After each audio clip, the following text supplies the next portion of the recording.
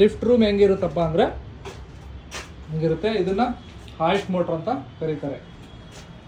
ಇದು ಎಷ್ಟು HP motor ಇಲ್ಲಿ ಕೊಟ್ಟಿರ್ತಾರೆ. ಇದು ಗಮನಿಸ್ಬೋದು, ಇದು 5 HP ಮೋಟ್ರ್ ಆಗಿರುತ್ತೆ. ಇದು ಲಿಫ್ಟು ಮೋಟ್ರು, ಇದು ಫ್ಲೈ ವೀಲು, ಇದಕ್ಕೆ ಬ್ರೇಕ್ ಪ್ಯಾಡ್ ಇರುತ್ತೆ ಗಮನಿಸ್ಬೋದು. ಇದು ಸ್ಲೆನಾರ್ಡ್ ಬ್ರೇಕ್ ಸೆಟ್ಟು. ಇದೇನು ಮಾಡುತ್ತೆ, ಲಿಫ್ಟ್ ಆನ್ ಆದಾಗ ಹಿಂದಗಡೆ ದಬ್ಬುತ್ತೆ. ಎಕ್ಸಾಂಪಲ್ ತೋರಿಸ್ತೀನಿ. ಈಗ 1ನೇ ಫ್ಲೋರಿಂದ ಡೌನ್ ಫ್ಲೋರ್ಗೆ ಇಲ್ಲಿ ನಾನು ಪ್ರೆಸ್ ಮಾಡ್ತೀನಿ.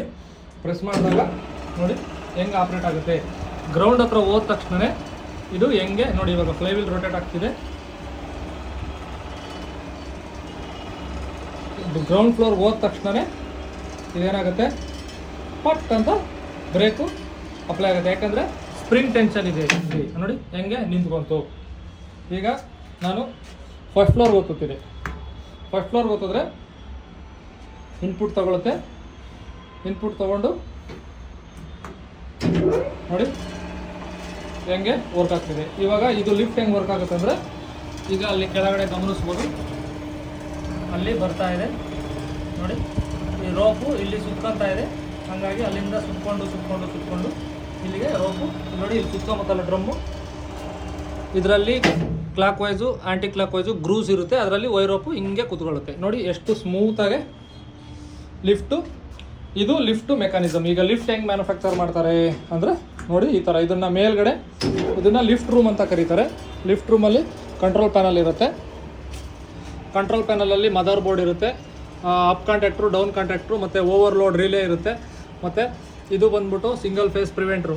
ಇದು ಬಂದ್ಬಿಟ್ಟು ಕಂಟ್ರೋಲ್ ವೋಲ್ಟೇಜ್ನ ಪ್ರೊಡ್ಯೂಸ್ ಮಾಡೋದು. 220 ವೋಲ್ಟ್ ಸೈಡ್ನ 12 ವೋಲ್ಟ್ಸಿಗೆ ಕನ್ವರ್ಟ್ ಮಾಡಿ ನಮಗೆ ಕಂಟ್ರೋಲ್ ವೋಲ್ಟೇಜು ಎಲ್ಲಾದರೂ ಫುಲ್ ಫೀಲ್ಡ್ ವೈರಿಂಗಿಗೆ 12 ವೋಲ್ಟ್ ಸೈಜ್ನ ಕೊಡೋದಕ್ಕೆ ಬರುತ್ತೆ.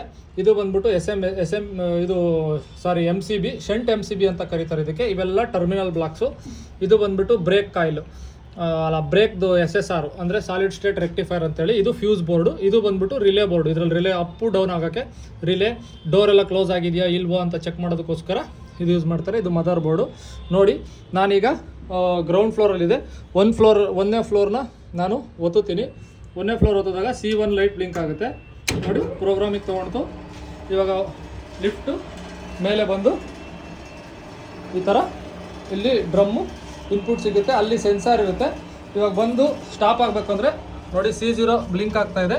R0ಗೆ ಬಂದು ಅಥವಾ R1ಗೆ ಬರುತ್ತೆ. ಯಾಕಂದರೆ ನಾನು C1 ಒತ್ತಿದ್ದೀನಿ. ಅದು R1 ಬಂದು ಸೆನ್ಸ್ ಆದ ತಕ್ಷಣವೇ ಸ್ಟಾಪ್ ಆಗುತ್ತೆ ನೋಡಿ. ಇವಾಗ R1 ಅಂದರೆ ಡಿಸ್ಪ್ಲೇಲಿ 1 ಅಂತ ತೋರಿಸುತ್ತೆ 7 ಸೆಗ್ಮೆಂಟ್ ಡಿಸ್ಪ್ಲೇಲಿ. ಗಮನಿಸಿದ್ರ? ಇಷ್ಟು ನಾಲೆಡ್ಜು.